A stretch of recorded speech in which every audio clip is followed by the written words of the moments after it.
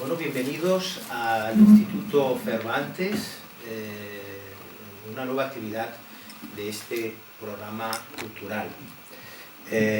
Hoy estamos grabando esta actividad en streaming, por lo tanto, no solo somos los que estamos aquí, sino también hay un montón de gente, y me consta que desde Viena me han dicho que nos seguirían, ¿no? Un montón de gente que está al otro lado de la pantalla escuchándonos y disfrutando de lo que vamos a hablar, de este diálogo científico hispano-alemán en Berlín. Por lo tanto, bienvenidos a todos vosotros y bienvenidos a todos los que estáis al otro lado de la pantalla. Os recuerdo que esta se está haciendo en streaming, se está grabando en streaming y 3-4 días después estarán en el canal de YouTube del Instituto Cervantes. Eso en primer lugar. En segundo lugar, esta es la primera actividad, el primer diálogo científico, que lo llamamos ciencia en el Instituto Cervantes. Se habían hecho talleres de ciencia para niños, pero no se había creado un ciclo estable dentro de esta programación cultural sobre grandes temas científicos. Es decir, no solo los que se suelen hacer de carácter divulgativo, como matemáticas, ajedrez, por poner un ejemplo muy sencillo, sino de los grandes temas científicos que los investigadores de España, de América Latina y de Alemania están en estos momentos trabajando a día de hoy y que van a marcar, están cambiando nuestro presente en todas las disciplinas científicas y están cambiando ya, diría yo, nuestro futuro inmediato. En tercer lugar, quiero remarcar que esto es una actividad organizada por el Instituto Cervantes, pero también por CERFA. CERFA es la Asociación de Científicos Españoles en Alemania, que si no recuerdo mal, entre el 2015 y el 2016 formaron un primer núcleo asociativo y que reúne a todos esos investigadores, científicos que están en laboratorios, centros de investigación alemanes, que en un momento determinado dejaron España o dejaron otros países y vinieron a Alemania a trabajar y a ofrecer su conocimiento. Yo siempre digo, como español, que ojalá algún día todo lo que están aportando a Alemania luego lo puedan aportar y que puedan volver a España con muchísimos millones de euros en proyectos de investigación de 10 a 15 años. Eso creo que sería importante y creo que ayudaría muchísimo no solo a la ciencia española, sino también a la ciencia europea. Por lo tanto, es un desafío para nosotros organizar en este instituto este ciclo de ciencia en el Cervantes, de diálogos hispano-alemanes, pero creo que lo hacemos con el mejor socio posible, que es CERFA, y esperemos que se amplíen los socios en este proyecto. Nada más, yo quería darles esas gracias, dar las gracias a todos los que están aquí y presentar a nuestro moderador, a la persona que va a dialogar con nuestras expertas que han venido desde Halle, desde Alemania y desde Valencia. Yo no sé, cuando les llamé, dijeron, mire, este director de Instituto Cervantes ¿qué le pasa, no? Que quiere hablar de los obeliscos, esta nueva entidad biológica en el ser humano.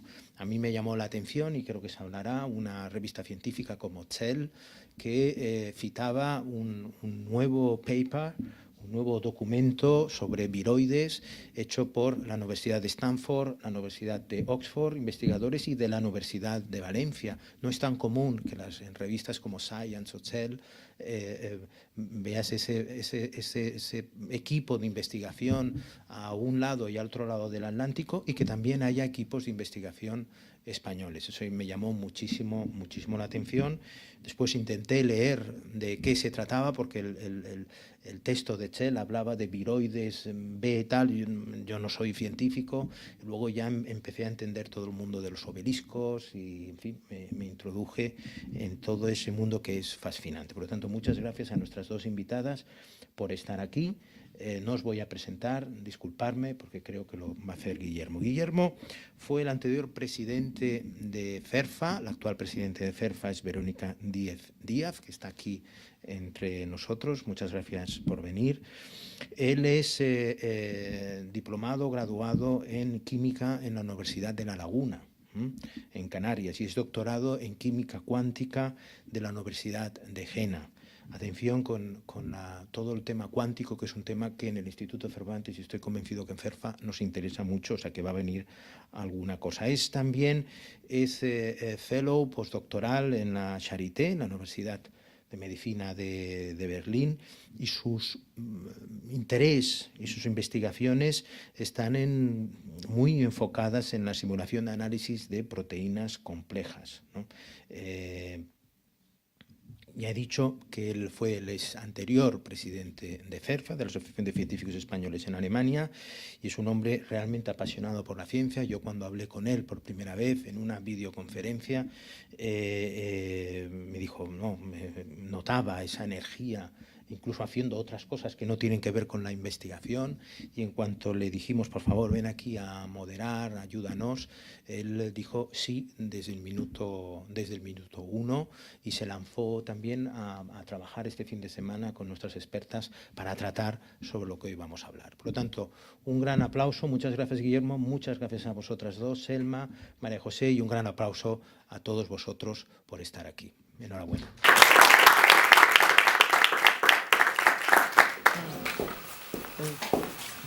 Bueno, buenas tardes. Muchas gracias, señor director del Instituto Cervantes de Berlín, señor don Ignacio Martínez Castañani. Esta casa es una casa de ciencia para mi asociación, porque siempre ha sido una casa amiga. Por lo tanto, saludamos con entusiasmo esta iniciativa. De su introducción parece que yo le estuviera haciendo el favor de venir aquí a moderar, cuando por supuesto es un placer estar aquí moderando la jornada de hoy. Señor director ya ha tenido la amabilidad de presentarme, de presentar a mi asociación. Quizás una última pincelada para dar contexto. Las asociaciones de científicos no son una cosa exclusiva de Alemania. Ya estamos formadas en más de 18 países en todo el mundo, y quizás este año se sumen otras 10. Estamos asociadas dentro de una organización, de una federación, una organización de organizaciones que se llama RAICEX, uno de cuyos ejes principales, para lo cual existe una comisión específica y un grupo de trabajo, es la ciencia en español, cosa que a veces nos resulta, para los que no trabajamos en España, todo un reto, llegar a hablar de nuestra ciencia en español, y el propio hecho porque nos falta el vocabulario. Por lo tanto, les pido disculpas de antemano si aquí o allá hoy se me escapa un anglicismo. Bien, tenemos aquí a dos investigadoras, dos doctoras, la doctora María José López Galiano y la doctora Selma Pérsida Gago Sachert, que me ha dicho que lo pronuncie con, digamos, la pronunciación atlántico-argentina, porque ella es originaria de Argentina. María José viene de España. Más que relatar un poco la biografía o la narratoria o la trayectoria, intentaré ser breve poniendo en común por qué están estas dos personas aquí, ¿no? Bueno, primero, que es así, alguna formalidad, graduada en biología con un máster en investigación de biología molecular y celular, y con cualificación cum laude, y sobre todo una cosa muy particular de la tesis de María José, que la defendiste, no sé si fue el 21 de marzo, en marzo, en el año 21, es decir, acabó una tesis doctoral en plena pandemia. Sí. Quizás nos puedas contar un poquillo de cómo fue eso. Tesis doctoral que, aunque no sea el tema exacto que nos ocupa, le dedicó a... Por supuesto, claro. Tesis doctoral que le dedicó a su abuelo.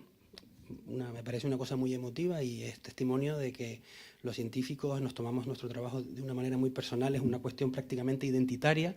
Como sabremos, en el caso de Selma, lleva trabajando en estructuras, entidades parecidas a los obeliscos que trataremos desde hace 20 años, cuando vino a España desde Argentina, a Valencia, al instituto que yo creo que las une temáticamente a través de la figura del profesor Flores y de uno de los que en aquella época supongo que serían sus postdoctorandos, y yo es que me estoy aquí un poco, y el coautor del trabajo que ha citado el señor director, Marcos de la Peña. Y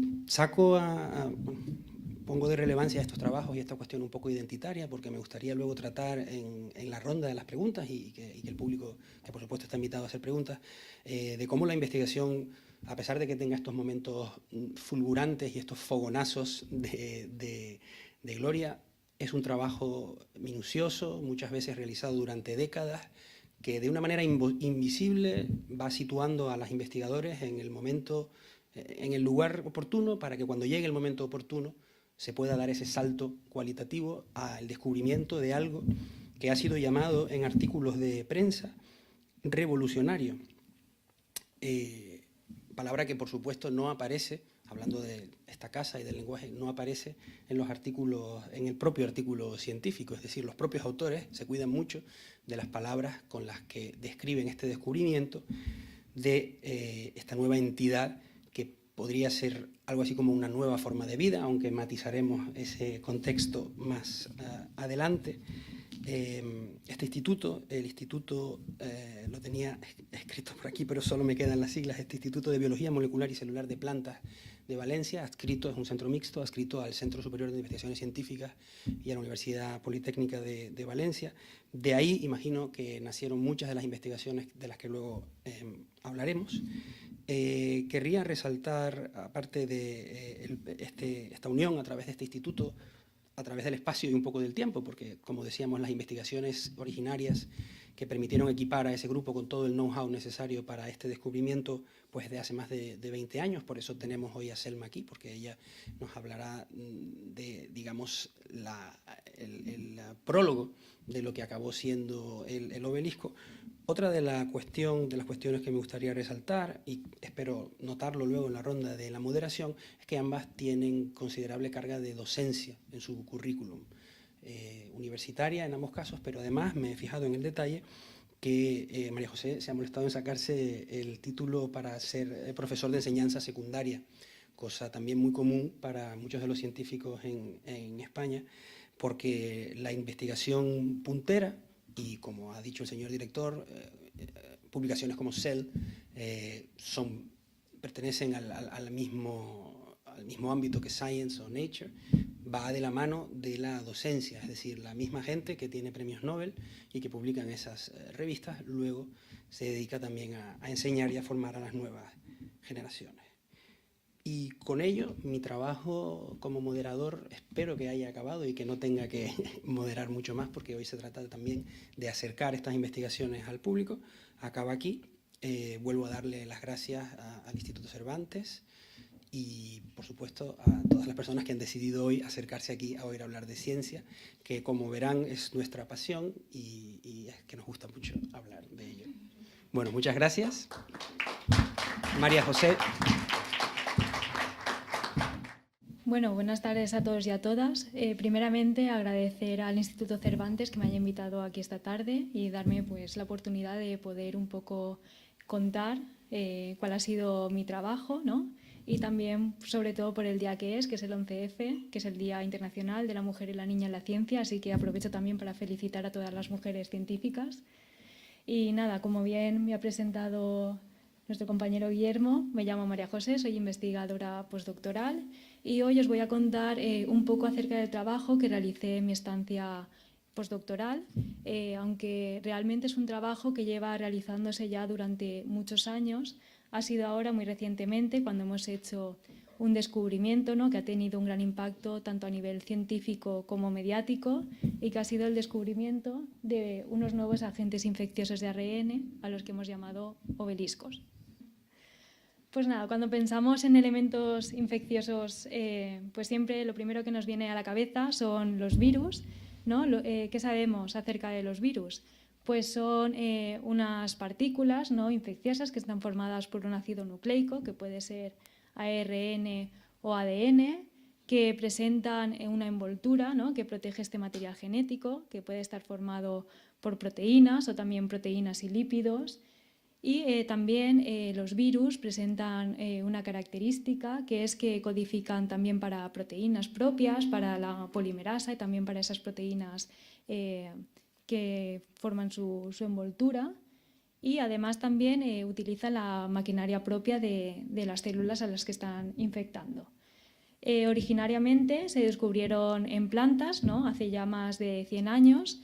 Y bueno, pues actualmente sabemos, y desde hace ya mucho tiempo, que infectan a una gran variedad de organismos, incluyendo pues animales, hongos, bacterias. Vale. Muy similares a estos, también tenemos los virus satélites, ¿no?, que al igual que los virus están formados por el ácido nucleico, que puede ser también ADN o ARN, y esta envoltura proteica o lipídica, pero presentan la particularidad de que son dependientes de la coinfección. Es decir, necesitan de la presencia de otro virus dentro de la misma célula para poder generar copias de sí mismo y poder infectar nuevas células. Y uno de los elementos o de los virus satélite que más conocemos es el virus de la hepatitis D, que necesita de la coinfección con la hepatitis B para poder infectar las células del hígado. Después, en cierta forma muy similar a estos elementos, pero a la vez muy diferente, ¿no?, con ciertas particularidades y podemos decir que un poquito más raros, ¿no?, y descubiertos más recientemente, hace unos 60 años, tenemos los viroides, que son unos elementos, bueno, inicialmente se descubrieron también en plantas, ¿no? Se veía que había algún tipo de agente que ocasionaba una sintomatología a las plantas muy similar a la que ocasionaban los virus, ¿no? Pero cuando se ponían a buscar qué es lo que lo ocasionaba y buscaban virus, no los encontraban. ¿Por qué? Porque los viroides son ligeramente o un poco diferentes a los virus. ¿Por qué? Porque están formados por un ARN que es circular, que en este caso pues no presenta ningún tipo de envoltura, ni proteica ni lipídica, lo que hace esta molécula un poco para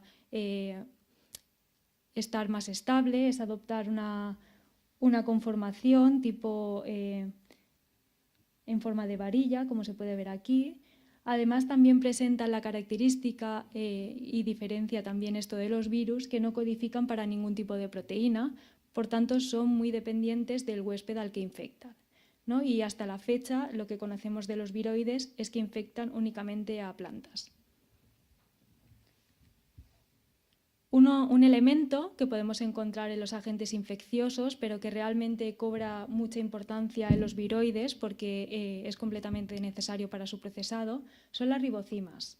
El término ribocima procede de ácido ribonucleico más enzima, es decir, es una molécula de ARN que tiene actividad catalítica, es decir, actúa como una especie de tijera molecular que corta la molécula en un punto muy concreto. Esto, su descubrimiento fue muy revolucionario, ¿no?, porque rompió uno de los dogmas de la ciencia, que era el pensar que las únicas moléculas que tenían actividad eran las proteínas, ¿no?, porque en este caso estamos hablando de una molécula de ARN que contiene información, más aparte tiene una acción. Por esta razón, ¿no?, se considera que a nivel evolutivo son muy primitivas y que podrían pues, estar formando parte de ese mundo primitivo de ARN.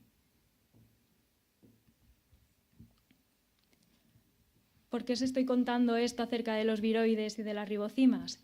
Pues porque en el grupo de investigación donde he estado realizando mi estancia postdoctoral, que es el grupo Genómica Funcional y Biotecnología de ARNs no codificantes del Instituto de Biología Molecular y Celular de Plantas en Valencia, su investigación durante muchos años se ha basado principalmente en 3 líneas, que es la identificación y caracterización de ribocimas, la comprensión del funcionamiento y el papel biológico de los ARNs circulares y la exploración bioinformática para la detección de nuevas ribocimas y elementos tipo viroides.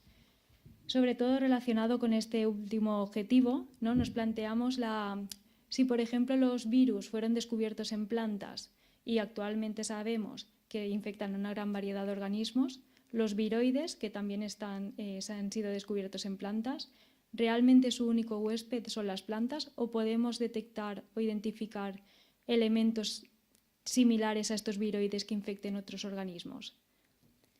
Pues un poco para explorar esta idea, lo que hacemos es plantear diversos análisis bioinformáticos tomando como criterios de búsqueda pues lo que ya conocemos, que es que buscamos, bueno, en bases de datos metatranscriptómicos se buscan secuencias que sean de ARN, circular, pequeñas y que tengan ribocimas, ¿no? Estas búsquedas las podemos hacer tanto a nivel de similitud de secuencia como también a nivel de similitud de estructura, sobre todo teniendo en cuenta la estructura de las ribocimas.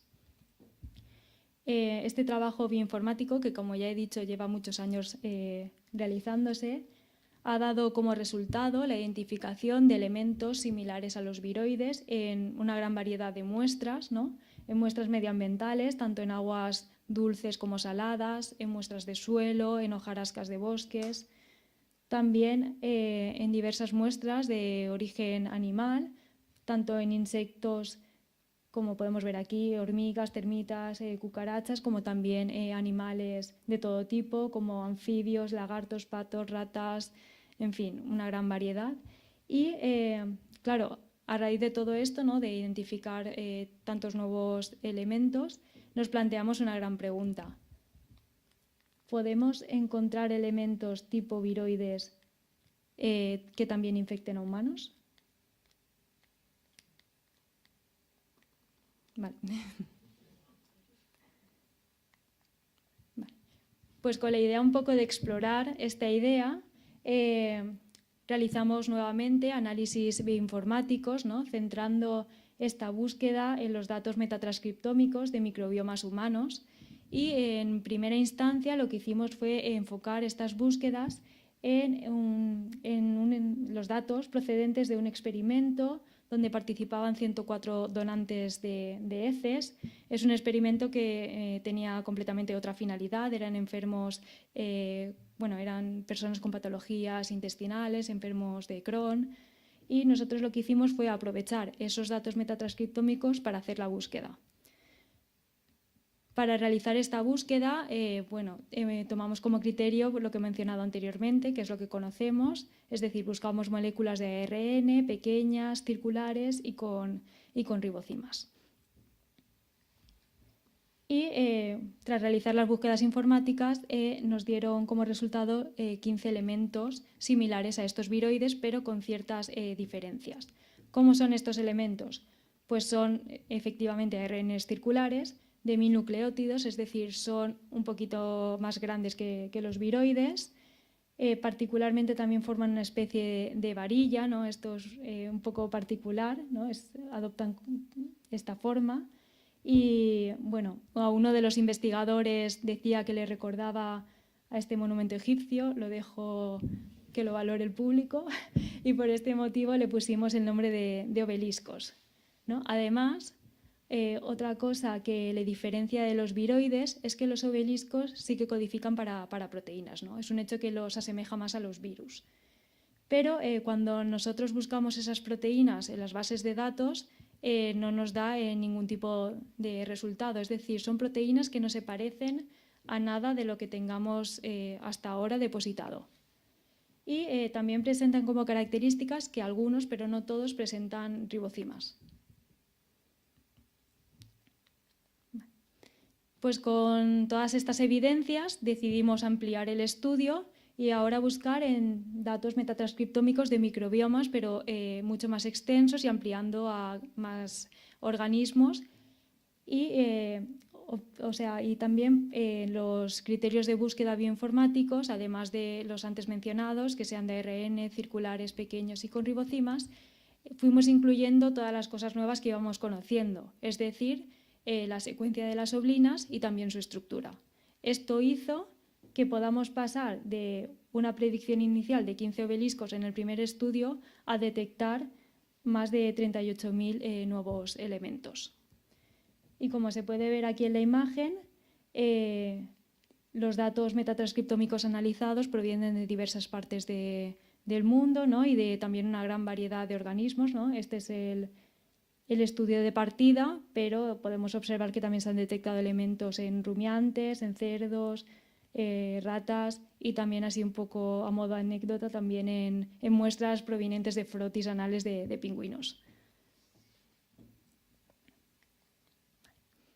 Una vez identificados tantos elementos, se nos plantea una gran pregunta. ¿Quién es el huésped que alberga a estos obeliscos?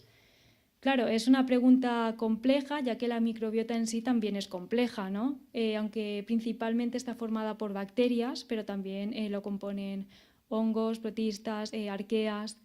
Por tanto, no es tan sencillo identificar el huésped. Por ello, lo que hicimos fue enfocar los trabajos bioinformáticos al análisis de datos metatranscriptómicos de estudios que estuviesen como un poco más centrados en un determinado tipo bacteriano de la microbiota o en cultivos que fuesen como más limitados y se supiese las muestras o los datos de qué tipo de bacteria provenían. Todo el trabajo bioinformático que se hizo, que fue mucho, dio un único resultado, que fue la identificación de un elemento tipo obelisco en la bacteria Streptococcus sanguinis cepa SK36. Esta bacteria es una bacteria comensal del microbioma humano, está presente en nuestra placa dental en personas sanas y es beneficiosa porque desplaza otro tipo de estreptococo, que es el Streptococcus mutans, que es el que nos ocasiona las caries.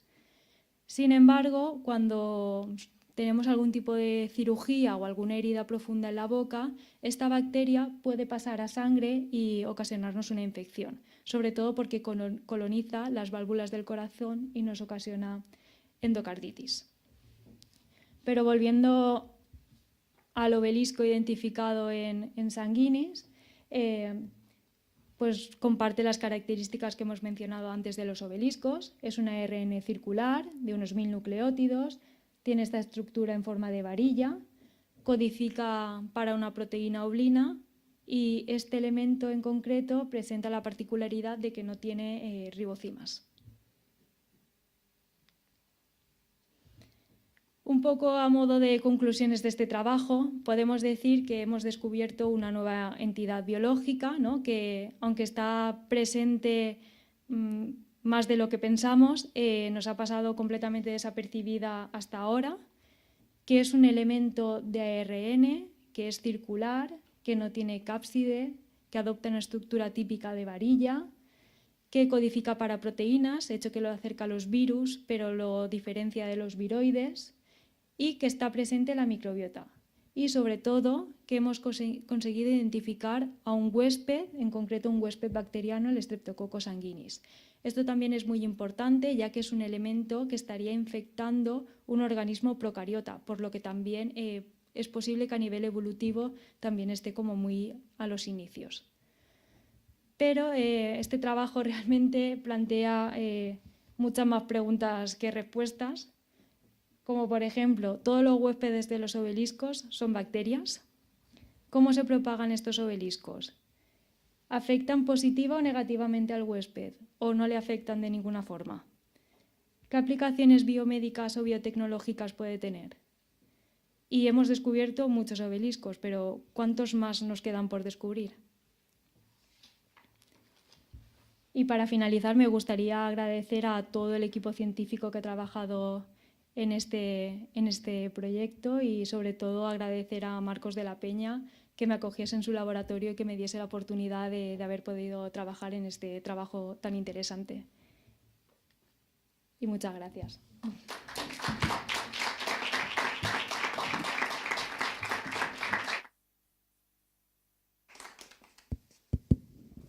Muchas gracias, María José. Antes de dar la palabra a Selma, me gustaría quizás aportar un par de observaciones así fugazmente para el público no científico como curiosidad. Hablaremos de las implicaciones y de lo que podemos hacer los obeliscos, pero conseguir publicar un artículo que abre más cuestiones de las que cierra solo es posible si lo que se está publicando en sí es tan novedoso que merece ser publicado por su propio valor. Es decir, si uno publica un artículo que no resuelve nada, le van a decir, oye, mira, no, esto no, porque a mi lectorado no le interesa, a no ser que contenga algo semejante a una nueva forma de vida o a una nueva manera en la que las moléculas de las que sabemos que son las fundamentales para la vida se han organizado. la manera en la que se organizan las moléculas está íntimamente ligada con su función. Me gustaría que aquí la doctora Gago Sager nos hablara un poquillo de la forma, la función de las moléculas, los precursores de esta investigación de los viroides, las ribosimas, y quizás a modo de indicación hemos utilizado palabras que quizás algunos sabemos lo que son: buscar moléculas, en qué consiste, no sabemos si el público está pensando que estás mirando por un microscopio o monitorizando algún tipo de señal que sale de algún tipo de máquina, sin entrar en detalles, hablar de los análisis bioinformáticos a gran escala que lo permiten. Quizás ese sería un buen punto de entrada. Gracias. Muy bien, muchas gracias. Quería también agradecer al Instituto Cervantes por la invitación y la oportunidad de estar aquí hablando de ciencia, que es algo que nos apasiona, y particularmente en este día que, como mencionó María José, es el Día de la Mujer y la Niña Investigadora en Ciencia, con lo cual, bueno, es algo por lo que se ha luchado mucho y creo que tiene mucha relevancia estar aquí el día de hoy, así que muchísimas gracias. Y bueno, también mencionar un poco en la dirección de lo que decía Guillermo. Hay varias cosas, ¿no?, en este tema. Yo trabajé muchísimos años con viroides y son moléculas fascinantes porque, bueno, como mencionó María José también, ¿cómo se descubrieron todas estas entidades, digamos? Porque producían una enfermedad. Y a raíz de producir una enfermedad, los investigadores hace mucho tiempo ya, empezando por Pasteur e incluso gente que trabajó en virología hace más de 100 años, querían determinar cuál era el agente que estaba causando esa enfermedad. Y lo mismo pasó con los viroides. Como María José bien explicó, se encontraron síntomas en plantas. Cuando se aplicaron los criterios de identificación de virus, los científicos realizaron que eso no era un virus, era algo diferente. Y era todavía más pequeño que un virus y con unas características que María José también explicó, con un genoma, o sea, su información genética de RNA circular, pero que no es capaz de producir proteínas. Los virus usan a sus huéspedes para producir sus proteínas, mientras que los viroides no necesitan interferir con la maquinaria de producción de proteínas del huésped, sino que lo usan simplemente como parásitos para replicar sus genomas. Cuando estuve en el laboratorio del profesor Flores, que bueno, fue una eminencia en el trabajo de los viroides, coincidí con Marcos de la Peña y él estaba obsesionado en que esas entidades no podían estar solo en plantas y empezó a buscarlas. Pero en ese momento, y eso es una de las limitaciones en ciencia, a veces, aunque tengamos fe en una cosa, no tenemos las herramientas adecuadas para encontrar lo que estamos buscando. Y yo creo que Marcos siguió insistiendo en esa búsqueda. ¿Y en qué consiste buscar moléculas? Pues en este caso no hay una enfermedad, no hay algo macroscópico que uno diga, uy, esta persona tiene manchas azules y eso se debe a los obeliscos. No, fue al revés. ¿Pero por qué fue al revés? Porque en este momento tenemos muchísima información.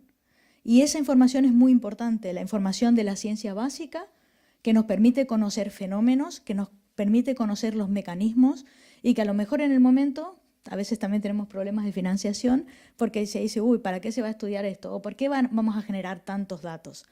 Y lo que hizo María José y lo que hizo el equipo es estudiar en miles de datos de secuenciación de gente que cogió muestras de heces, muestras de microbioma oral y extraer los ácidos nucleicos de eso, de esa muestra. ¿Qué hay ahí? De todo. ¿De dónde viene? No sabemos, pero hay un montón de información. Entonces se hace una secuenciación. Y lo importante, donde está, digamos, voy a decir, esa búsqueda o ese sentir que ahí puede haber algo, es cómo ahora procedemos a analizar esos datos para intentar identificar lo que estamos buscando. Un patrón. Podemos decir que estamos buscando un patrón, una aguja en un pajar. Exacto. El pajar era más pequeño hace 20 años y el pajar ahora es... Bastante más grande. Y enorme. Enorme. Y barato. Porque y barato ahora también. Porque los datos de secuenciación masiva, los costos se han reducido mucho. Entonces, bueno, yo creo que un poco esta culminación del descubrimiento de los obeliscos viene como por distintas vías, ¿no? El tener una buena ciencia básica donde podemos describir y entender los mecanismos, trabajando en el laboratorio, que es lo que ahora va a volver, porque es el paso siguiente.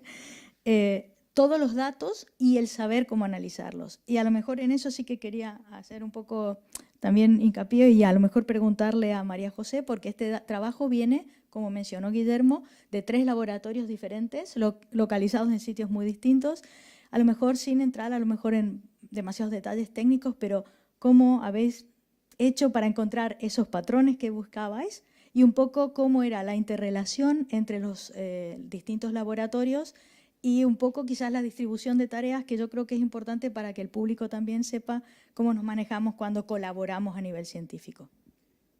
Quizás recordar que entre ese grupo de colaboradores está nada menos que un ganador de un premio Nobel del año 2006. No sé si además es el autor correspondiente de la publicación. Creo que sí.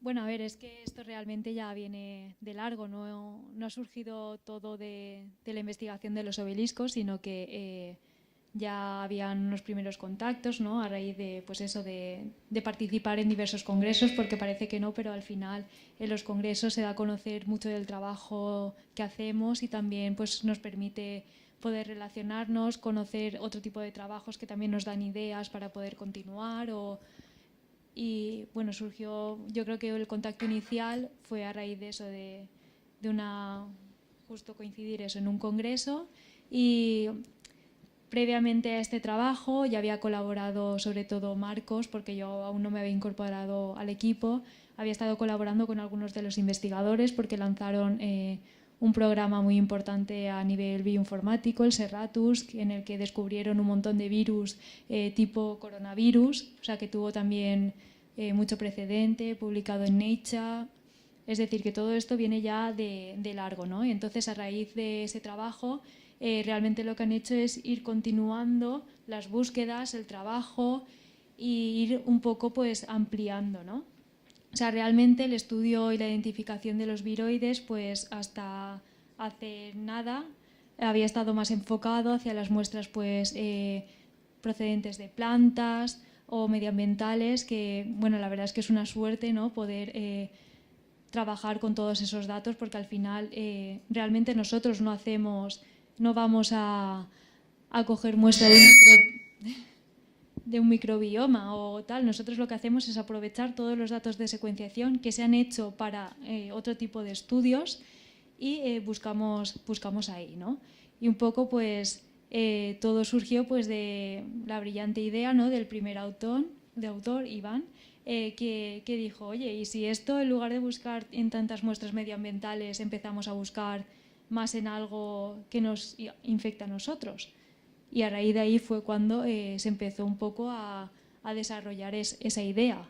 Y bueno, y con la suerte de que hemos conseguido encontrar un huésped, porque la verdad es que se hicieron muchísimas búsquedas desde todos los laboratorios, usando varias estrategias y eso, tuvimos la suerte de encontrar un elemento en un huésped. O sea que la verdad que fue costoso, pero bueno, tiramos del hilo correcto, parece. Me gustaría simplemente comentar que no solo tuvisteis suerte, sino que estabais muy preparados. La preparación es un elemento clave. Lo mencioné brevemente antes, ambas investigadoras que tengo a mi izquierda y a mi derecha son expertas en plantas. Aquí no hemos hablado de plantas.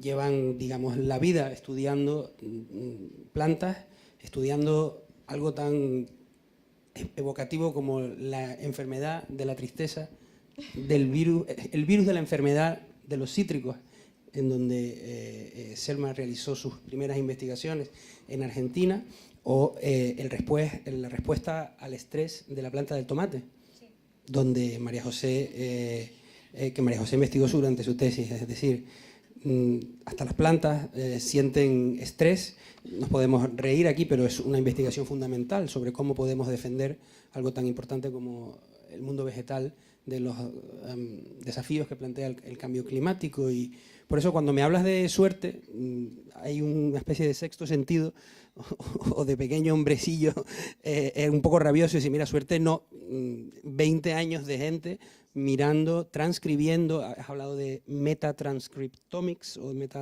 es que no sé traducirlo al español y no quiero ni pensar lo que nuestros pobres traductores están sufriendo en la cabina, en donde la bajada de costes de secuenciar todos estos datos genera este pajar maravilloso en el que buscar la aguja. Te doy la palabra, Selma. Sobre todo también las herramientas de computación en la nube, ¿no? Al final, manejarte con esa cantidad de datos era inviable hasta hace relativamente nada. Efectivamente, ese es más mi ámbito y yo no quería hablar de él porque parece que hablaba de lo mío y me interesaba más la parte vegetal. Sí. No, yo quería hacer una pregunta a lo mejor relacionada con lo que hablabas de suerte, que bueno, coincido que, bueno, un toque de suerte siempre hay que tener en ciencia, ¿eh?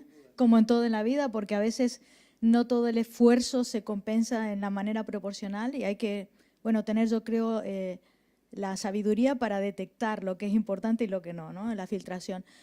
Con respecto a la pregunta que decía, o lo que mencionabas en que habías tenido la suerte de encontrar un huésped, el hecho de que después de buscar muchísimo solo hayáis encontrado uno, ¿indica que sería una cosa relativamente rara? ¿O creéis simplemente que no habéis dado con la información para encontrar otras bacterias en principio que sean huéspedes? A ver, podría ser eso, pero también hay que tener en cuenta que realmente esos estudios están enfocados, los datos metatranscriptómicos con los que trabajamos están enfocados para otro tipo de estudios. Claro, ahí también tenemos un sesgo a nivel de preparación de muestras, de preparación sobre todo a nivel de secuenciación, hay que preparar librerías, ¿no? Y eso también marca un antes y un después. Entonces, claro, podemos tener ahí ese problema a nivel técnico que puede enmascarar un poco lo que estamos intentando encontrar, ¿no? También, por ejemplo, se trabaja mucho a nivel de microbiota, pero a nivel como muy general, ¿no? Hay realmente pocas personas o grupos que se dediquen a coger de forma muy aislada todo lo que está creciendo, crecerlo de forma separada, coger y secuenciar eso en concreto, ¿no? La verdad es que eso es muy, muy complicado, además del tema de que igual estamos muy acostumbrados a hacer cultivos y tal, pero no todos los microorganismos son cultivables, es decir, no todos los microorganismos los podemos crecer en un laboratorio, por mucho que les demos las condiciones ideales. Entonces yo creo que al final es como una acumulación de todo, ¿no? O sea, puedes tener muchas limitaciones a nivel técnico o experimental, o bueno, o igual también es que es un elemento que también es difícil de encontrar. Una pregunta relacionada con eso, considerando que estamos hablando de microbiomas, ¿habéis mirado, por ejemplo, no sé cuán fácil es hacer eso, ¿no? Porque eso ya no es un mega estudio, pero mirar en individuos relacionados, por ejemplo, si comparten la misma o tienen similaridades en la microbioma o en el microbioma y debido a eso, por ejemplo, comparten los mismos obeliscos? ¿Se ha pensado en hacer algún tipo de estudio en ese nivel o en esa dirección? A ver, la verdad es que sería un estudio muy interesante. El problema es que, claro, realmente partimos de un único dato, que es la identificación de un obelisco en Streptococcus sanguinei. Claro, sí que es cierto que, por ejemplo, a nivel experimental, ¿no? Muchos científicos trabajamos con una bacteria, con E. coli, ¿no? Escherichia coli. Y yo, por ejemplo, de forma, vamos a decir, un poco provocada, ¿no? He transformado esa bacteria. No transformar, realmente lo que hacemos es, podemos pedir el ADN de este tipo de obelisco, ¿no? Eso se clona en un plásmido, es decir, se corta en un ADN que es circular, que las bacterias aceptan de forma natural, ¿no? Y que consiguen expresar todo lo que hay dentro. Y bueno, al final me costó bastante, pero al final conseguí transformar la bacteria y cuando analizaba hacía una extracción de ARN para poder detectar este elemento y cuando hacía el gel para poder ver el patrón de RNA, sí que observaba, por ejemplo, un elemento de ARN, ¿no? Una banda del tamaño esperado, pero, por ejemplo, no era capaz de ver ese mismo elemento, pero de forma circular, ¿no? Al final también hay que tener en cuenta que aunque Escherichia coli es un organismo modelo, no es el huésped. O sea, hay muchas diferencias entre la E. coli y la Streptococo. Por tanto, a veces también es muy complicado el poder trabajar con estos individuos, porque realmente lo ideal es poder trabajar con sus huéspedes. Quizás interpretando un poco lo que acabáis de decir, un poco situándome en el público presente y online, ¿no? Si no me equivoco y no estoy resumiendo mal, estos datos metatranscriptómicos podemos llamarlos que es una especie de secuenciación, se encuentra el material genético en cualquier muestra bruta, material genético que encuentro, secuencia que escribo, material genético que encuentro, secuencia que escribo. Y esos datos son un fichero, ya no tienen nada que ver con ningún tipo de hecho experimental que esté ocurriendo, todas esas bases de datos que tenía puestas. Y lo que quería responder María José es que, digamos que en su hábitat natural, fuera de esos ficheros, solo han podido encontrar el obelisco en un tipo de bacteria y que cuando han intentado transfectarlo, o como no sé si ese es el término, transformarlo para poder sintetizar en tu Petri dish, en tu laboratorio, en otra bacteria, porque no tenías la bacteria, el estreptococo bueno, vamos a llamarlo, pues has tenido resultados ambivalentes. Y tu pregunta era introducir como parte de la interrogación el parentesco de alguna manera, como una capa más a través de la cual mirar y filtrar los posibles resultados. Me fijo en la palabra parentesco porque, y así quizás movemos la conversación un poquito más hacia las implicaciones o hacia potenciales usos o potenciales lecciones. El parentesco, este pajar del que nosotros hablamos de secuencias, no es un pajar desordenado, es un pajar en el que podemos saber cada varilla, no me sabe ahora la palabra de la individual, pero bueno, sabemos cómo tenemos las secuencias y tenemos la relación entre las secuencias. Y uno de los puntos fundamentales y que ha dado muchísima visibilidad a este trabajo es que a los obeliscos no se les puede emparentar con nada. Eso, yo lo digo en alto y me quedo tan tranquilo, pero exactamente qué implicaciones tiene, que no sabemos en qué punto de la evolución vinieron, no sabemos quién es, digamos que lo que hacemos con los seres humanos y los primates, no lo podemos hacer con los obeliscos y nada. Sí, exacto, no sabemos en qué punto han aparecido, ¿no? Porque por un lado se parecen en ciertas características a los virus, por otro se parecen a los viroides, pero a la vez no se parecen a los virus, pero tampoco se parecen a los viroides, ¿no? En verdad, poder emparentarlos es muy complicado. Una cosa que también es como un hecho muy curioso relacionado con eso es que, a ver, al ser circulares y algunos tener ribosimas de cabeza de martillo, diríamos, ay, es un viroide que ahora está en una bacteria que está dentro de un humano. Pues no, porque no es así, porque codifica para proteínas y eso es una diferencia fundamental. Y la otra cosa que es muy curiosa, y creo que a lo mejor también es interesante hablar un poco de esto, es algo que puede ser un sueño para un científico, pero también una pesadilla, porque se han encontrado que codifican unas proteínas que no tienen relación con nada que hay en una base de datos donde hay millones de secuencias de proteínas, con lo cual es todo nuevo, lo cual es apasionante, muy interesante y da para trabajar un montón de tiempo, pero claro, ¿cuál es la función de estas proteínas? Porque normalmente si uno tiene determinados dominios, o sea, determinados pedacitos de la proteína, puede inferir, este pedacito se parece al pedacito de la proteína X, cuya función conocemos, por lo tanto, la proteína Y posiblemente tenga una función semejante. Pero cuando esto no se parece a nada, pues es muy apasionante, pero es un problema a nivel de que, bueno, hay que ver cómo se gestiona eso. Una cosa que sí que me pareció muy interesante en el artículo es que aunque esas proteínas no se parecen a nada, una de ellas tiene una secuencia proteica de unir RNA.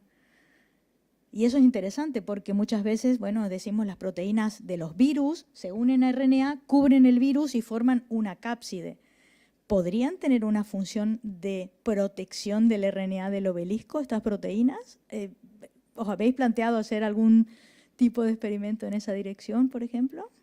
A ver, ese sería de los siguientes pasos a hacer. Sí que es posible, pues eso, que pueda actuar formando algún tipo de cápside, ¿no? Igual también interaccionando con la otra proteína, ¿no? La oblina 2, aunque la otra es una proteína muy, muy pequeña, con una estructura, vamos a llamar que no está clara, ¿no? Entonces, una posible función podría ser esa. O también que de alguna forma ayudase a la replicación, ¿no? Es decir, a generar muchas más copias de ese ARN para generar muchísimas más moléculas para infectar. Entonces, claro, son dos hipótesis, ¿no? que sí que estamos barajando, pero que, claro, necesitaríamos pues también mucho tiempo para poder hacer los experimentos y poder decir algo en firme. Pero sí barajamos sin realmente conocer qué es lo que están haciendo, simplemente por la información a nivel de secuencia y de estructura que nos dan, son las hipótesis que estamos barajando. Quizás aquí solo un anexo también, otra vez el rol de la bioinformática y de la inteligencia artificial, porque a lo mejor, bueno, en este caso no fue necesario cristalizar las proteínas y hacer un trabajo también en el que se invertían años.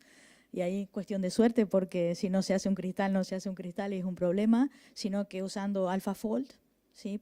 Pudiste hacer las predicciones de las proteínas, que AlphaFold es un programa con inteligencia artificial también, que permite sobre secuencias o proteínas conocidas ir modelando, y se pudo producir el modelado de esas proteínas nuevas de una forma bastante, voy a decir que probablemente se ajuste mucho a la realidad, de una forma pues muy rápida, ¿no? Eso fue un avance. Quizás, no sé si podrías comentarnos un poquito sobre eso.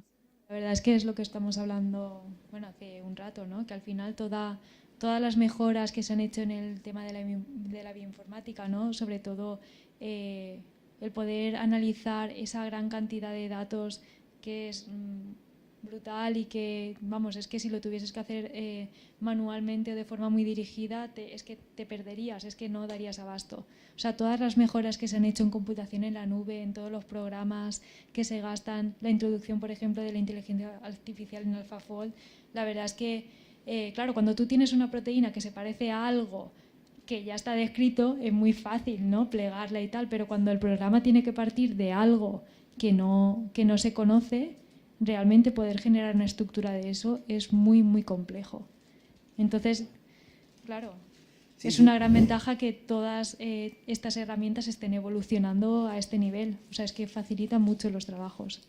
¿Me vas a permitir, Selma, un momentito? Aprovecho un consejo que me diste en la preparación de la charla, donde me dijiste explícitamente, quizás si ves que me voy un poco por la parte científica, de nuevo me pongo el sombrero de intérprete, aunque en realidad este campo es el mío personal. A mi izquierda y a mi derecha, a un lado del cuadrilátero y a otro lado del cuadrilátero, lo mencionó de pasada, ¿no? Un dogma de la biología es que el material genético, las instrucciones necesarias para sintetizar las proteínas necesarias para a su vez hacer posible la vida, pues el RNA o el ADN se encarga, o el RDA o el ADN, ¿no? Sin entrar en detalles, se encarga de esa función. Yo soy RNA, mi función es almacenar secuencias. Resulta que no. Veo a Selma sonreír porque sé que parte de su investigación trata exactamente sobre eso. Es decir, el ARN dice, no, perdona, yo no soy un manual de instrucciones para ser leído y que luego se sintetice una proteína que desempeñará una función a través de su forma en 3 dimensiones, que es lo que nos puso, sino que yo también, molécula de RNA, no solo soy un disco duro, un USB para almacenar bits, sino que yo además desempeño una función. Las ribosimas que llevan a cabo esta función como enzima. Al otro lado del cuadrilátero encontramos estas entidades que no están emparentadas con nada, que tienen la capacidad no de a través de su forma de funcionar, sino de funcionar a través de su secuencia. Sí están pensadas para ser leídas, corrígeme si me equivoco, y generan esta proteína. Y esta proteína podemos saber su secuencia, pero no podemos saber su forma hasta que llega la inteligencia artificial. O algún pobre doctorando se pega 5 años en un laboratorio de cristalografía, dando con las condiciones experimentales para poder hacer un experimento que nos dé la estructura. Y ahora hoy en día ustedes me pueden decir, ahora mismo, antes de que acabe la frase, cómo se pliega esta secuencia. Y nos va a dar una cosa bastante parecida a la realidad. Pues bien, resulta que no solo la secuencia de esta entidad era desconocida, no la podemos emparentar con nada, sino que tampoco la forma de la proteína que genera la podemos emparentar con nada. Esto se dice pronto, pero es verdaderamente insólito.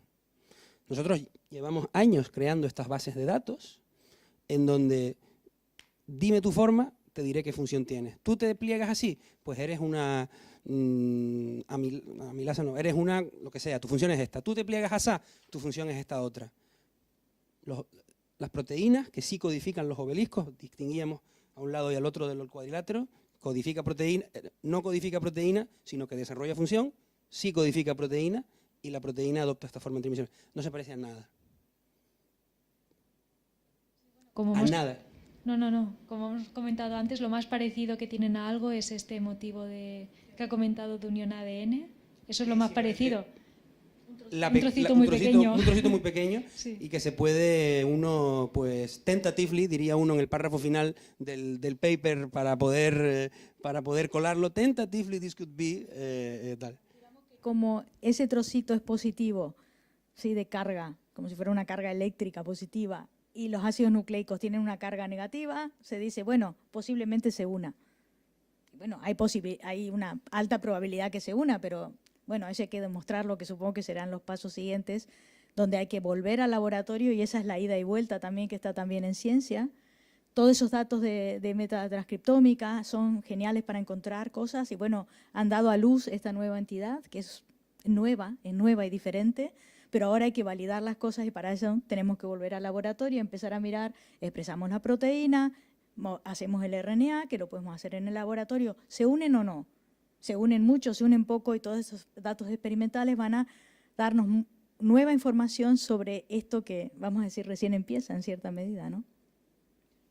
Bueno, yo creo que ha quedado claro que nosotros podríamos hablar entre nosotros, pero nos gustaría, ahora si alguien del público tiene alguna pregunta por ahí detrás del atril, los micrófonos de la... Exacto.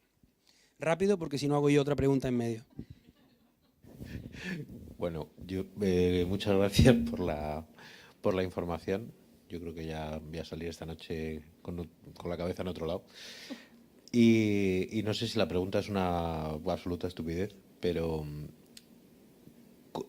como parece que las proteínas estas que no se parecen a nada no han aparecido, o no hay nada que se le parezca en esas macrobases de datos, mi pregunta es, ¿dónde están las proteínas? ¿Cómo, por ejemplo, los obeliscos o los viromas, si están en un huésped, las proteínas están ahí, en el huésped, están en torno suyo, están... Porque si la no sé, si las muestras, si en ese universo de muestras hay proteínas también, lógicamente, al haber recogido información de, no sé, que así como una vez que pones en marcha la maquinaria para buscar esa, como se encontró un poco, ¿no? Los bastones, iba a decir, los obeliscos, a partir de alguna similitud con los viromas, que no haya aparecido ninguna proteína que se le parezca en los ámbitos de búsqueda de donde ahora ya más o menos, aunque sea pequeños, están localizados los obeliscos. Claro, esa es una de las cosas que nos estábamos planteando, ¿no? Sí que es verdad que, claro, a nivel experimental nosotros estamos un poco sesgados porque los datos con los que trabajamos y los que tenemos son los que provienen de la metatranscriptómica, ¿no? Que son los datos de ARN secuenciado. Mejor.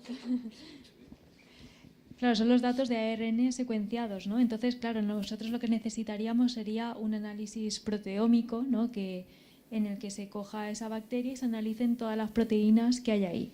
Pero claro, ese estudio hasta el día de hoy no está hecho, porque el experimento que sí que está es el de secuenciación de ARN. Entonces, claro, un siguiente paso a nivel experimental sería conseguir la cepa de esta bacteria, de la Streptococcus sanguini, crecerla en nuestro laboratorio con el medio adecuado y realizar nosotros ese análisis de proteína, que podría ser también por secuenciación, ¿no? Por una proteómica, o también otra forma de trabajar podría ser usando una técnica que se llama Western, ¿no? Que todo el mundo sabemos lo que es un anticuerpo, ¿no? Por el tema de las vacunas y tal, pues en este tipo de técnicas lo que se usa es un anticuerpo que detectaría a esa proteína en concreto y podríamos así ver si en esas bacterias realmente se produce y la cantidad. Pero ese sí es una buena pregunta porque es un paso a desarrollar y un experimento que tenemos en mente. Pues yo creo, sí, al contrario de que en el caso de los viroides, esas proteínas que puede, en principio, expresarse a partir del obelisco, se están expresando no dentro del huésped, porque podrían no expresarse dentro del huésped también. Así que sí que yo creo que es, o sea, ¿no? una muy buena pregunta en el punto de vista exactamente de eso, porque podrían ser potencialmente expresadas o no, y eso hay que mirarlo. ¿Más preguntas del público?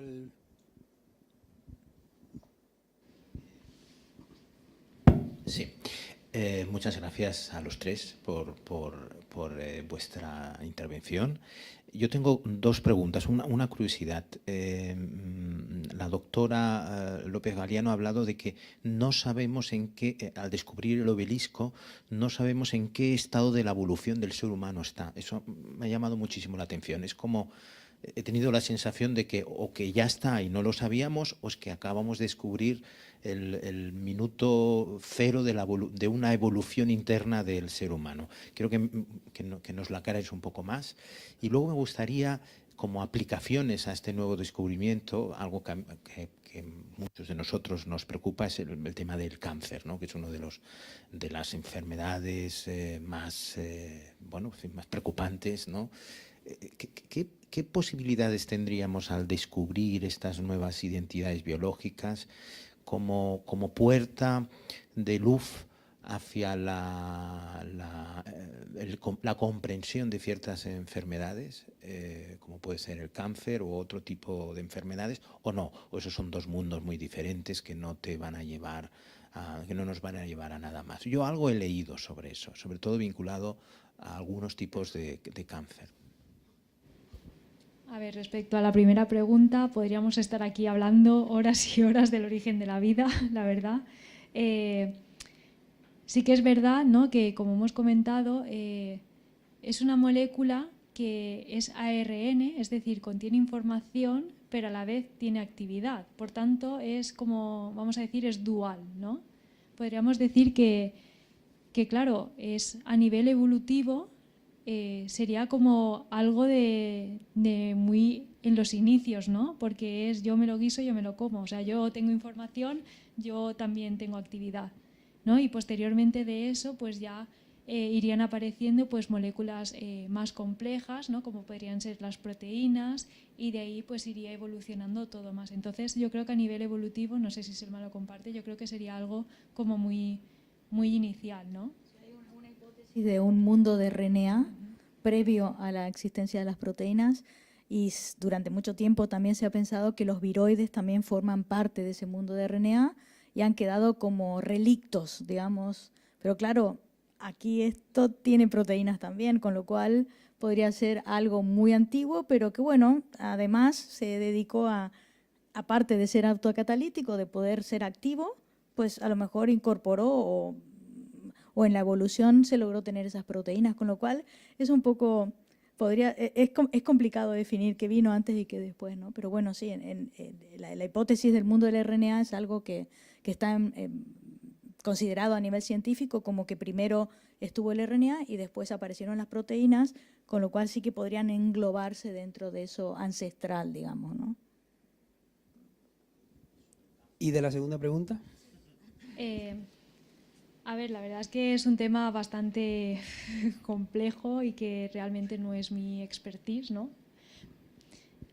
Claro, realmente conocemos, creo que muy poco de los obeliscos como para poder determinar, ¿no?, qué papel podrían jugar en determinadas enfermedades. Sí que he leído algún paper, ¿no?, donde se han detectado elementos de RNA circulares en determinadas células de determinados tipos de tumores. Lo que pasa que tampoco en esos estudios tampoco tienen claro, realmente las han detectado, pero tampoco tienen claro qué hacen o por qué están ahí, ¿no? Yo realmente creo que tengo más fe o me gustaría tenerla en que esto, bueno, es una hipótesis que realmente no tiene ningún fundamento, bueno, tiene un fundamento científico, pero que no tiene ningún tipo de comprobación, que yo creo que puede estar más relacionado con el tema de hacer que la bacteria en un determinado momento sea menos virulenta, es decir, que sea menos mala, ¿no?, para la persona que está infectada, de forma que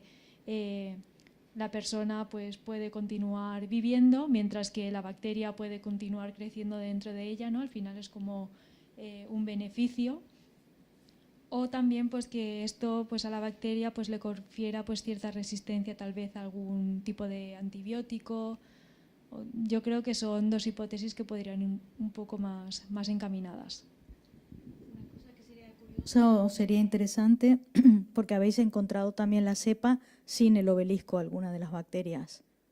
Sí. Lo que hemos hecho en laboratorio ha sido crecer esta bacteria, ¿no?, en un medio de cultivo controlado y lo que se hace es hacer pases, es decir, se coge la bacteria, ¿no?, y bueno, sabemos que las bacterias cuando se dividen en dos y se reparte el citoplasma, ¿no? Pero este citoplasma no siempre se reparte de forma igual, ¿no? Es decir, hay bacterias que al final se acaban quedando pues probablemente con una mayor carga de obeliscos, mientras que otras se van quedando con menos. Esta que se queda con menos se divide, con lo que se vuelve a quedar con menos y al final hemos conseguido encontrar bacterias que lo han perdido, ¿no? Y en esas condiciones de laboratorio, cuando comparas una bacteria que tiene obeliscos, un Streptococcus sanguíneo con obeliscos y sin obeliscos, no observamos ningún tipo de diferencia ni a nivel fenotipo, que es lo que podemos ver, ni morfología, color, ni que tenga dificultades para crecer, ni nada por el estilo.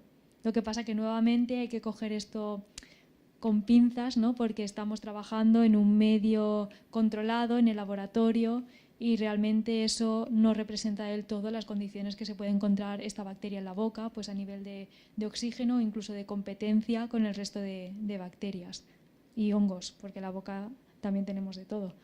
Sería interesante también saber, por ejemplo, si las que... ¿Ahora? Sí. Que sería interesante también saber si las que...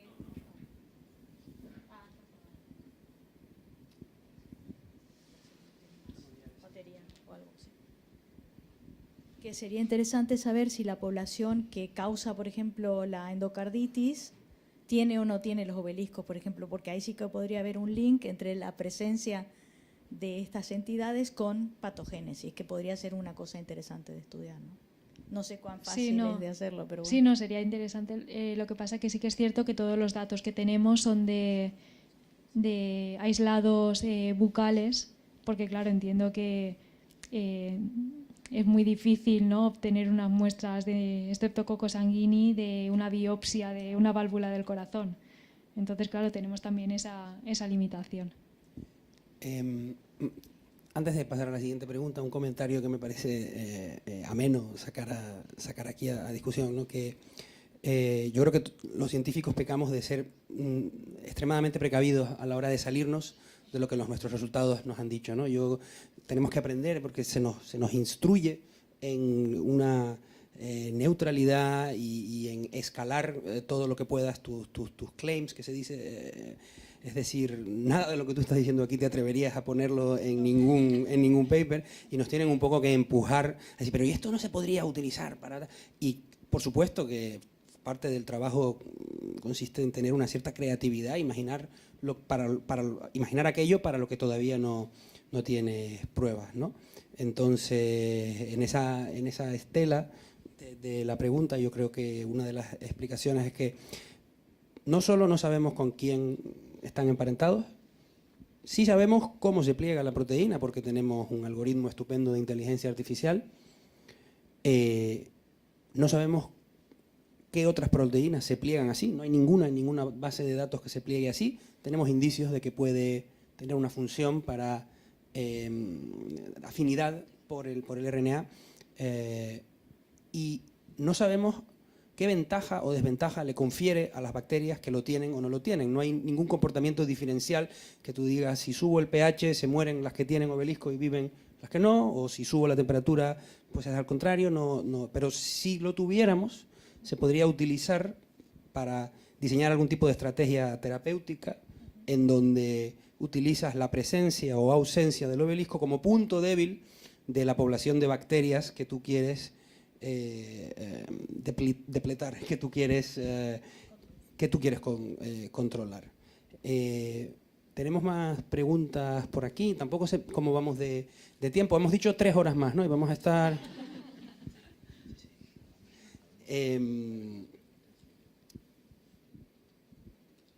yo, si no hay más... tuve una pregunta. Bueno, yo tengo otra, pero como esta la habíamos hablado, creo que iba un poco al hilo. Me parece que en el título utilizaste la palabra infectar. Sí. En la publicación aparece la palabra colonizar. ¿Por qué? Bueno, porque realmente es como has dicho antes, ¿no? Que creo que cuando vas a publicar algo, sobre todo, vas eso con mucho tacto, ¿no? Tienes que decir las cosas, pero realmente cuando no están del todo claras, pues tienes que jugar un poco a la corrección, ¿no? A la ambigüedad. Y realmente colonizar estaría bien utilizado por el hecho de que realmente estos elementos se acumulan en unas cantidades brutales dentro de las bacterias. Realmente es como si lo estuviesen colonizando por dentro. Yo aquí me he tomado un poco la libertad de llamarlo agente infeccioso. Eso, recordaba la palabra. ¿Y ahora qué? O sea, sí, hemos llegado hasta aquí, ¿no? Pero ahora, tanto la doctora Galgo Sajert o la doctora López Gaviano o el doctor Pérez, o sea, ahora, ¿cuál es el siguiente paso? Hemos llegado a este punto. ¿Cuál es el minuto en el que están los laboratorios, en el que estáis trabajando? ¿En qué andáis? ¿No? Pues es una buena pregunta, porque realmente ahora es un momento, creo que un poco complicado, ¿no? A nivel científico, y creo que mis compañeros también pues ahora han sufrido de estas cosas, y es que en este momento pues tenemos este tema un poco en stand-by porque no tenemos financiación ahora mismo y nada, pero claro, nuestra idea, que es uno de los grandes problemas de la ciencia, ¿no? Al final el tema de la financiación, pero bueno, nuestra idea sería un poco conseguirla, ¿no? Y bueno, pues retomar este tema, ¿no? Al final lo que hemos hecho ahora es un descubrimiento que podemos decir que es ciencia básica, ¿no? Cualquier cosa que se descubre es lo básico, y ahora lo que necesitamos es continuar haciendo este tipo de ciencia para caracterizar, porque necesitamos fundamentalmente conocer cómo se comportan estos elementos, qué hacen estas proteínas, cómo actúan a nivel en estas bacterias. Y bueno, con el auge también de los datos y las bases de datos que incrementan, ¿no? Con todos los experimentos que hacemos de secuenciación masiva y tal, pues intentar también pues conocer nuevos huéspedes que también nos den nuevas oportunidades a nivel experimental para poder ir explorándolos y conocerlos, ¿no? Para así, en última instancia, pues poder llegar a la aplicación. Estamos hablando de un trabajo científico bastante, creo que largo. Nos corresponde clausurar ya, señor director. Gracias. Amigo, me comentaron, hablando con Marcos de la Peña, que el nombre de obelisco, si me lo vas a corregir, tenía algo que ver con algún nombre de cómic. También me dijeron. Sí, hay toda una, y permitidme que lo saque un poco para los científicos, parece que están metidos solos en los laboratorios y que solo piensan en proteínas, en rizomas y tal, pero cuando tienen que ponerle nombre, lo pueden llamar BR5895X5 o también pueden ser creativos. Entonces, sé que algo tiene que ver cuando el equipo internacional de Toronto, Valencia y Stanford dijeron, ¿y cómo lo llamamos? O sea, llegados a este punto, ¿cómo llamamos a esto que no tiene nombre? Entonces, si puedes explicar esa de esto, creo que sería un buen colofón para acabar, ¿no? Sí, bueno, también tenían un poco la broma, ¿no?, de el tema de estos cómics, ¿no?, de Asterix, Obelix, tal, estaban ahí un poco con la broma y decían, bueno, pues la llamamos por Obelisco, y después ya pues empezaremos a tirar de personajes para ir nombrando, tal, ¿no? Y la verdad es que es gracioso. A mí, por ejemplo, me gusta más una de las herramientas bioinformáticas que se usan, que se llama Venom, es de Byron Nominator, pero a mí me hace realmente gracia porque, bueno, no sé si alguien es fan de Marvel. Bueno, tenemos aquí a Venom, ¿no?, este alien negro que viene del espacio. A mí en particular ese me hace mucha más gracia. Que fijaros que Asterix y Obelix han tenido también hay una parte un poco friki, bueno, ¿no?, una parte divertida, una sí, parte humana en todo lo que es la ciencia. Pues hoy, Día Internacional de la Mujer y la Niña en la Ciencia, hemos tenido ciencia en el Instituto Cervantes, gracias a la doctora López Galiano, al doctor Guillermo Pérez, a la doctora Selma Gago-Sager, con el proyecto de cooperación entre el Instituto Cervantes y CERFA, la Asociación de Científicos Españoles en Alemania. Gracias a los tres por este debate ameno. Yo te aseguro que me hubiese quedado 3 o 4 horas, pero bueno, no sé si al público que está aquí viéndonos en streaming y los que están presentes, pues dirían, bueno, ya tenemos suficiente. Recordaros que las actividades culturales del Instituto Cervantes continúan este viernes. Continuamos con la ciencia esta semana con un taller que se llama GAS para niños, tanto en español como en alemán, organizado por CERFA y el Instituto Cervantes. Y el día 25 inauguramos un nuevo ciclo de danza contemporánea aquí. Este espacio que vais a ver se va a convertir en una sala alternativa de danza contemporánea el día 25 y 26 con Yeri Anarica Vargas con el espectáculo Desarmados, en una nueva presentación de este espectáculo en primicia en Berlín y en Alemania. Fijaos todos en las actividades que tenemos. Estudiar español en el Instituto Cervantes, ya sea presencial o en línea, traer invitados españoles, latinoamericanos y alemanes a ese Instituto Cervantes y todas las actividades que pueda haber.